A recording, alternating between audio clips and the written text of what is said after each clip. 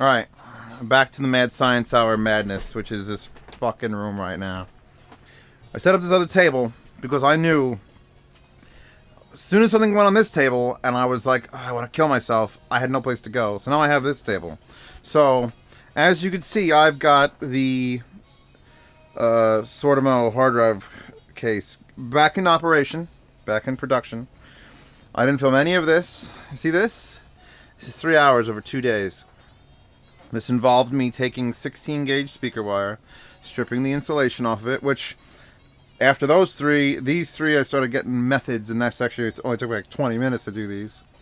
Because I found a tool that I would pull it through with a razor blade and just shaved off the edge, and then I peeled it all back. So there's that kind of nice that 16 gauge copper is. And what I did to make this is, since there's 2 grounds, then there's a 12 and a 5. I took the 2 grounds, soldered them together, and soldered them on every I think it's 38. Yes, every 38 millimeters. I ground. Actually, I did off the end first, then heat shrink, then 38 millimeters away, soldered on another ground, and heat shrink, and ground, heat shrink, until I had one line of this. And then I did the 5 volt and the 12 volt all on separate things, all with their own heat shrinks. Every time I put one on, I have to, hours. But now look at that. Look how efficient and neat that is. And here they are, all heat shrinked. And now I just have to do this entire thing again. Yay! And then I'll have 2 of these, and then these will do the power, and I'll cut this down wherever I want. The way I've arranged it is the power goes down all the way across the entire unit, and then it's going to come up.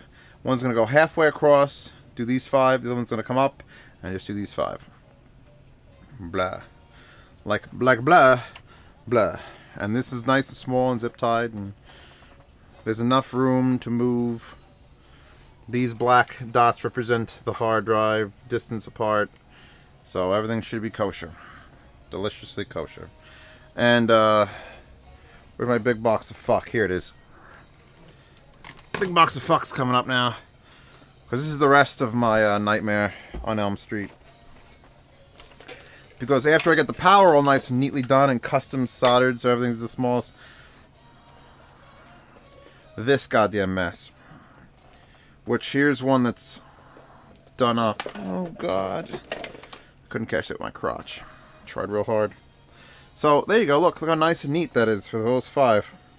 It's perfect. It's going to line up perfect. See, look at the perfection. Now let's look at the other end.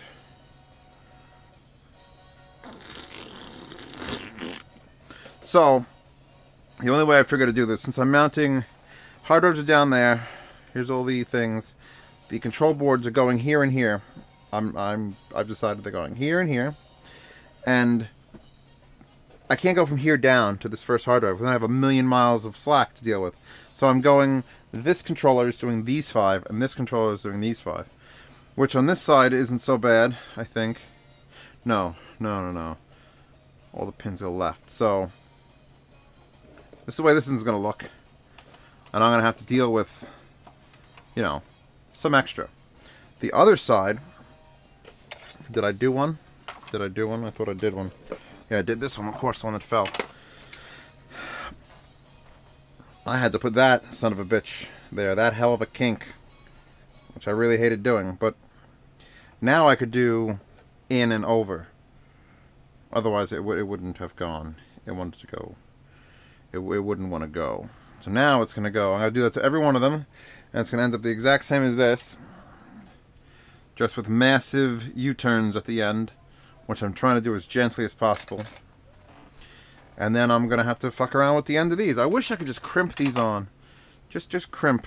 Just cut them perfectly and crimp, because that's how long they'd be. I'd be able to get rid of all this extra. So, all of IT Man's control surface shit, Ultrabook for headphone things, all IT Man's Ultrabook stuff is now installed under here. This just sort of just sits here. I've got to still, I'm not ready to reconnect everything. Here's the speaker, it's sort of hanging out. Here's the knob. I'm not sure if I'm putting it out of the unit or not. I may just adjust everything and close it and forget about it. What I do have to do, I have to cut one of the 5-volt leads, because I've got this right here is, oh god, don't fall off. This requires 12, 5, and ground. Of course, he ran out of the right colors, so I have blue, green, and purple, and I keep forgetting to look up the notepad on my desktop that says which ones are which. So I've got to just run a little extension, tap, 12, 5, and ground. 5 is only there, so I have to tap into that. Then I got to do the 110, intercept, and switch, which I have separated. So this 110 that's coming up has got to now go to one of these leads, which will go over there and back, and then into the power supply to power this. And the other two will come out and just be a temporary push. So when I flip it on, I literally have to hit a power button. That's all that is. It becomes a power button, which is sort of annoying, because it was just going to be flipping on and it's on, but can't deal with that now. Can't deal. What if I use a switch in the back of that as the actual power? No, I think it has to have power and then a button that just resets the relay. I'm not going to mess with it. It's gonna turn on at some point. So I need to power for his stuff, and then I'll be able to actually see. I have the screen installed. Oh god, I'm going to lose everything. I've lost everything. Vanity. Let me move this stuff back to where I was working on it. Hold on. I've already stepped on one of these little fragile connectors. And no more headphone reviews for a while. Well, DACs are next. DAC and headphone amps are going to be reviewed. Here's the wires I'm going to actually use when I extend them. See? The proper fucking colors, IT man. Red, yellow, black. Not purple, blue, and green. God damn it. No, I'll just have to figure that out. It's fine. And I'm contemplating just taking all the insulation off, because this is like super stiff wire. Retardo stiff. Like, I only needed one run of this down there, really. But I did 3 because Zeos. And that's fine. And also, here's the fan header. I've got a little Y splitter that came with the fans. So it's going to come up and go right there. Right on that fan header. Now the question is, do I leave it just like this, which obviously it reaches, but then it's just going to stretch, or do I add the other one on, because I have another one, and get super anal about how it travels along and zip tie it down and up, because I've got so much shit here to begin with. Much easier just to open it up, disconnect it, then if I forget to plug it back in, it's going to be end of days. Although, no, as soon as its hard drives heat up, it should warn me, hey, you're cooking your hard drives, which I hope to never get to that point. But there's all the temperature sensors. They're all run, hidden, under, everything's under, and this will also be hooked back up.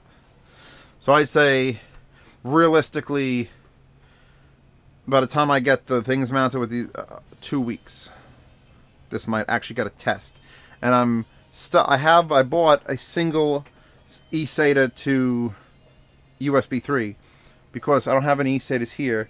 I don't have any eSATAs on my Ultrabook. I'm not going to drag this whole thing home to plug it into my main computer to see if it works, to drag it all the way back here to keep working on it.